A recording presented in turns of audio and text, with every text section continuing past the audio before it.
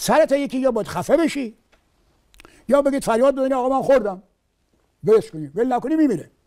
میگی نه هر کدوم که ادعا میکنی میای رو دوشک. من پیرمرد از شما فن سرتایکی میگیرم اگه تونستین در برین. آقا شما سرتایکی رو دوستا ایستاده میزدی، یکی از هم ایستاده میزدم، هم ایستاده میزدم، هم تو خاک میزنم. همین که طرف پاشو میگی میاری بالا، این طرف پاشو میگی میاری بالا، گردن و پا نزدیک همه. همینجا ببن خانم اینطوریه. این هیچ کس نمیزد من نشیدم کسی سرتر رو بالا هنوزم نمیزنن. به جان عزیز اگر این تیم کشتی ایران زمین رو به من میدادن، تیم ایران رو تو دنیا راحت اول میکردن برای همیشه.